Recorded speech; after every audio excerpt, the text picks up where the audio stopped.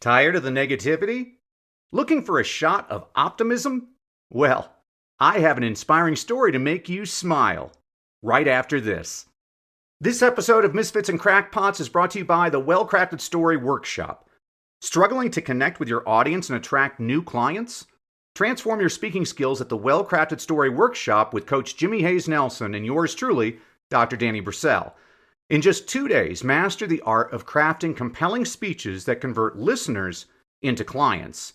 Whether in-person or virtual, you'll get personalized attention in an intimate group, learning not just from expert coaches, but from fellow entrepreneurs. Don't let another opportunity slip away. Get your free story blueprint today at wellcraftedstoryworkshop.com and turn your story into your most powerful business tool. Your success starts here. Visit wellcraftedstoryworkshop.com now. You're just a well-crafted story away from 7 figures. Hello there, my friend, and welcome to Misfits and Crackpots, short, inspiring stories for busy people. I'm Dr. Danny Brissell. This is a podcast for those interested in extraordinary stories about ordinary people and companies. Consider it your dose of positivity and inspiration for the week. Taiichi Ono said, "Without standards, there can be no improvement." This week's success strategy: elevate your standards. Be special, her mother would tell her as a child. Be anything but mediocre. Anita Perilli was the third of 4 children. Her mother, an Italian immigrant, co-owned a cafe in Littlehampton, England with her husband, whom she divorced when Anita was only 8 years old. Mrs. Perilli made her children work after school and on weekends, leaving them very little leisure time. Still, her young daughter had time to dream, and she yearned for more. She set her sights on becoming an actress. Her mother, however, encouraged her to pursue a more practical career in teaching. While the classroom offered her daily chances to perform, Anita's insatiable thirst for adventure led her away from school. After working for the International Herald Tribune in Paris and the United Nations in Geneva, she embarked on a journey along what she deemed the hippie trail. Her travels brought her through Europe, the South Pacific, and Africa. Ever the good daughter, she mailed postcards and letters of her journeys to her mother.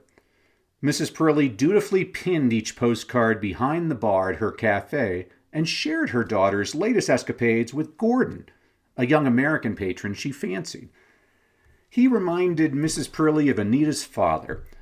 Gordon was in his mid-20s, tall, thin, and quiet, and he had a passion for travel himself, having already worked his way around the world, tin mining in Africa, sailing a canoe along the Amazon, sheep farming in Australia.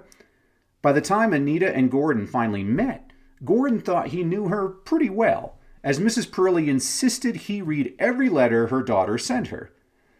"The moment I set eyes on Gordon," Anita later reflected, "I knew that I wanted him to be the father of my children." Shortly after meeting, the two would be married and start a family. Perhaps it was their experiences traveling to exotic places and working at diverse jobs that gave the couple shared ambitions and openness to new ideas. When they recognized the restaurant they had opened together was serving the wrong people in the wrong location, they swiftly pivoted. They changed the entire menu and atmosphere to cater to a younger college crowd. Emboldened by the restaurant's popularity and indignant by a businessman's unethical practices with the local government, Gordon began writing political messages attacking the local town council for actions he viewed as egregious, atop the blackboard menu for all patrons to view. After all, business, Gordon and Anita both believed, should have a social conscience. It could be a force for good. Like Anita, Gordon was a dreamer. Since childhood, he had fantasized about riding a horse from Buenos Aires to New York City, a daunting trek of over 5,300 miles that would take 18 months. Although Anita did not have the courage to join Gordon, she also did not have the heart to discourage him either. The restaurant had taken a toll physically and emotionally on the two, and, despite shock and misgivings from friends and family, Anita encouraged Gordon to go on his trek alone. "I've always admired people who want to be remarkable, who follow their beliefs and passions, who make grand gestures, she would later say. So, the couple sold the restaurant to finance Gordon's trip, and with Gordon's encouragement, Anita secured a loan of $6,500 to open up a small shop to help their daughters and her make ends meet while Gordon was away. She based her idea on a similar establishment she had seen in Berkeley, California. During her worldly travels, she had learned about the rituals and customs of many third world cultures, including their forms of health and body care. Her store, she decided, would offer exceptional cosmetics made from natural ingredients. Operating on a shoestring budget, Anita chose austerity over aesthetics, simplicity over style. The store was no frills, but functional. In fact, to hide patches of mold on the walls, Anita painted her store in dark green. That simplicity would become her store's trademark. Although she offered only 15 skincare products, she packaged them in 5 different bottle sizes to provide the illusion of greater variety. Customers had the option to select from a variety of perfume oils to add fragrances to their purchases, as the products themselves were free of scents. After all, this approach was more cost-effective than incorporating costly perfumes into every shampoo or lotion bottle.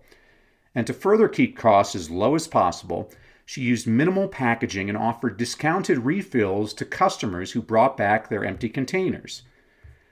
What really set Anita apart, however, was her grander vision. She was committed to providing ethically sourced skincare products using naturally based ingredients and avoiding animal testing. And she believed in fair trade, working with suppliers from developing countries to ensure that they were paid a fair price for their products. Unlike her much larger competitors in the beauty industry, Anita thought that quality products and beauty rituals should be for everybody, not just those the beauty industry deemed as pretty.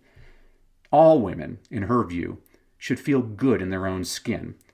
She believed that beauty was a person's source of joy, comfort, and self-esteem. Anita thought her products should empower women to feel good about themselves, inside and out. Soon, the blend of distinctive products, strong values, and Anita's marketing prowess created a sensation. Like her husband, she was an activist at heart. The pair's social activism not only differentiated their business from their competitors, it also bred fierce loyalty from customers. Gordon helped Anita open franchises of her store, and by the fall of 1982, outlets were springing up at an impressive pace of 2 per month. And by the end of 1992, their company had more than 700 locations worldwide. At its peak, Anita Roddick's brainchild sold over 1,000 products in about 3,000 stores in 65 countries. And it was the company's singular purpose, namely profit and principles working in harmony, that set The Body Shop apart in an overly cynical world. See, friend, inspiration is all around us. You just have to look for it. Thanks for listening. Join us next week for another inspiring story about misfits and crackpots. Misfits and Crackpots is a production of Success Media, produced by Terrence Wishner. Sound effects by Alessandro Lucati, courtesy of Pixabay. Thank you for tuning in. If you loved today's story, there's so much more to explore in the book Misfits and Crackpots by yours truly, Dr. Danny Brissell.